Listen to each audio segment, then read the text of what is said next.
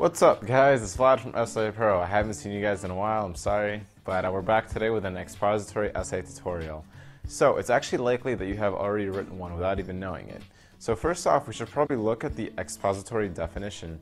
Since the term expository means to explain something, as I'm doing right now, an expository essay is a piece of written work that aims to define and investigate a topic for the reader. It also seeks to prove a thesis through some sort of factual evidence. Putting together an explanation might sound easy, but it is actually quite a challenge to write a convincing piece that defends your thesis statement, which we will get into later. So an easy way to understand what an expository essay is would be to look at it like a debate. So when you prepare for a debate, your goal would be to defend your position and disprove the opposition, to win the argument. So it would be helpful to go through your research with these thoughts in mind. Think about it as a debate, as I said before. So think about it, write with your readers' questions in mind. What kind of questions would they have based on your topic? What would you want to think of? So basically you want to write with your readers' questions in mind. When a reader is enlightened, that's when you'll know that you wrote a stellar piece of short literature. So there's actually many types of expository essays, and we can start talking about the descriptive essay, which is when an essay in which the writer is asked to describe something. This could be a person, place, experience, situation, etc. An example of a descriptive essay topic would be describe a time when you experienced depression and what you believe led to that experience. Or describe a tricky situation you were in and how you managed to handle the situation. The next type of expository essay is called a process essay. So this is basically your classic how-to assignment. The purpose of this essay is to train the reader into learning a process. How to build a car, how to edit a paper, or even how to flirt with a girl, all the good stuff. And an example topic would be develop a tutorial and describe the process of building a custom PC. The next type would be a comparison essay, so compare and contrast. So simple sounding enough, a comparison essay makes you critically analyze any two subjects, finding and explaining their similarities and or their differences. So an example topic would be compare and contrast, Apple, Windows, which product is better in which sphere, which product is more user-friendly, etc., etc. The next type is a cause and effect essay, and I actually put a link to a video right about here, you guys can check it out. So this is your classic knee-jerk reaction assignment.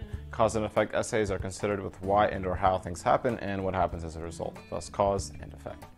An example topic would be what are the causes and effects of procrastination, what can be done to improve time efficiency. Last but not least, we have the problem solution essay. So this is the universal standard prompt assignment. In this situation, we have a problem and are looking for problem solution. The essay is broken down into a brief intro to the problem and filled with content about the solutions. An example topic would be how can we as a society reduce or even eliminate racism. So now let's talk about the actual structure of the expository essay. So even if you're not familiar with writing an expository essay, you will realize that it's like any other academic paper that seeks for you to display your informed argument about a certain topic. This is especially true for the short papers you will experience in examinations, testing you about the facts that you should know throughout your course.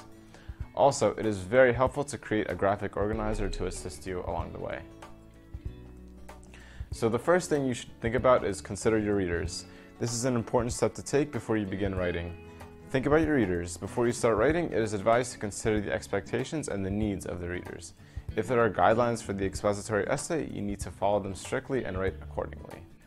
Next, you should decide on a topic. So this is quite tricky as a topic should be specific enough to say something definite or worthwhile, while it should be broad enough so that you're able to have a good scope of research about the topic.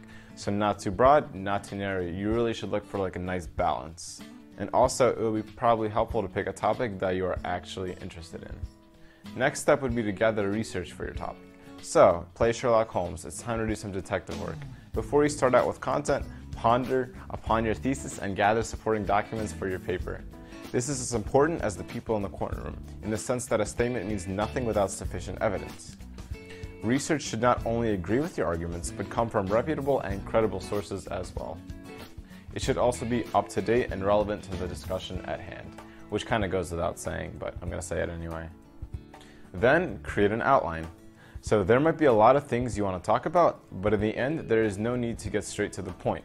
To aid you in the quest of making an expository essay with brevity and straightforwardness, create an outline that corresponds with your points, arguments, and your research. So now let's talk about the outline format. So the 5-paragraph format is basically your universal standard for expository essays, meaning it is recommended to write within this style.